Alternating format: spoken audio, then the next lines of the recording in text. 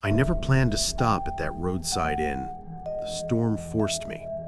Rain came down like knives, wind pushing my car across the dark highway until the engine coughed and died right in front of the crooked neon sign, Ravenhill Motel. Half the letters were out, flickering red. I grabbed my bag and ran through the downpour, shoes slapping mud. The lobby smelled of damp carpet and cigarette ash. Behind the desk sat an old man in a moth-eaten vest. His skin looked waxy, eyes pale like glass marbles. He didn't smile when he slid the register toward me. His hand trembled, yellow nails tapping the page. "Any room," I said, out of breath. He scratched his throat and rasped, "Not 6." His words lingered, heavy. I frowned. "What?" His gaze fixed on mine. "You can have any key, but not 6. He pushed forward a brass key, tag engraved with 5. I nodded, signed my name. As he slid the register back, I glimpsed faded writing across the pages, names crossed out, some smeared with something darker than ink. My room was down a narrow corridor, the carpet squished under each step, sticky like wet moss. Doors lined the hallway, each numbered with tarnished brass. When I passed door 6, I noticed deep scratches across its wood, as if claws had raked from the inside. My key was for the next door. Inside, the room was small, damp. A single bed, crooked lamp, cracked mirror. The wallpaper peeled, revealing stains beneath. I dropped my bag, sat, trying to calm my racing pulse. But the storm outside was drowned by something else. A faint whisper, seeping through the thin wall. At first it was nonsense, like wind, but slowly syllables formed. My name. I froze, my breath hitched. I pressed ear to wall. The whisper came again, low, raspy, unmistakable. "Come in." My stomach knotted. I told myself it was the storm, imagination. I turned on TV, static hissed, no channels. The whisper grew louder. "Come in, Daniel." I hadn't told the clerk my name. My pulse thundered. I yanked the phone from nightstand, but the line was dead, only faint breathing on the other end. I slammed it down. The whisper shifted to laughter, hollow, scraping. I pulled covers up, but every time my eyes closed, the laughter cut through. Around 3 a.m., silence fell heavy, too heavy. Then came the knock. 3 slow raps on the wall. My veins iced. I forced myself to look. The lamp flickered. Shadows stretched wrong, bending toward the door marked 6. I shouldn't have moved, but curiosity dragged me. I stepped into hallway, floorboards groaning. The door to 6 seemed alive, wood pulsing faintly like breathing.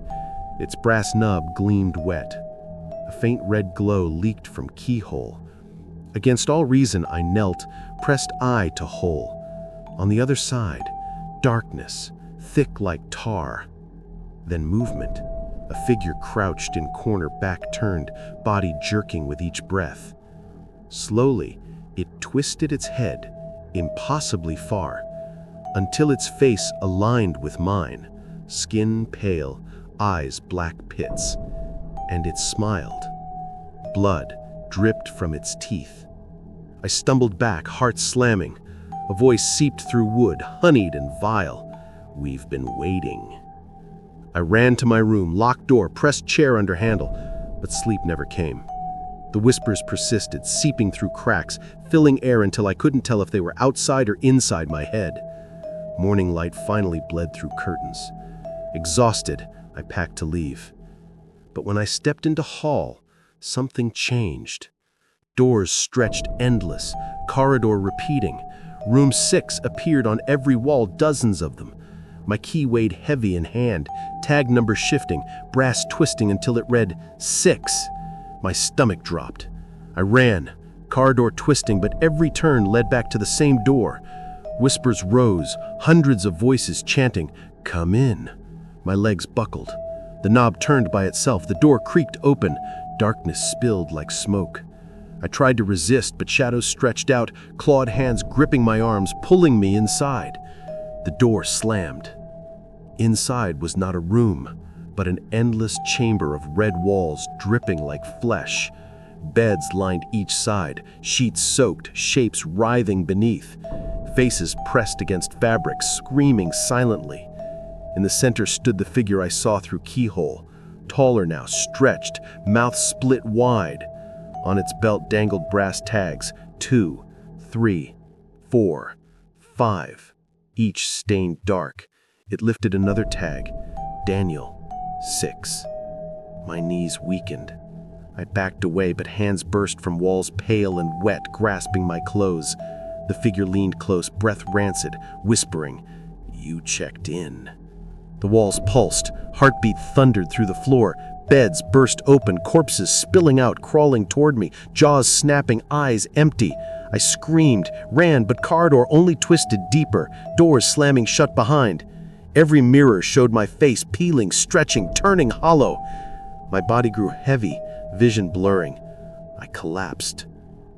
When I woke, I was in a bed. Room clean, sun bright. The clerk stood over me, smiling faintly. "Rough night?" he asked. I gasped, begged to leave. He only slid the register toward me again. My hand shook as I flipped pages. Last line written, Daniel, room 6. My signature below. My chest hollowed. I stumbled outside into daylight, car waiting, storm gone. Relief washed through me. But when I reached my apartment hours later, I saw it, hanging on my door. A tarnished brass tag, number 6. And from inside my walls, the whisper, "Welcome home."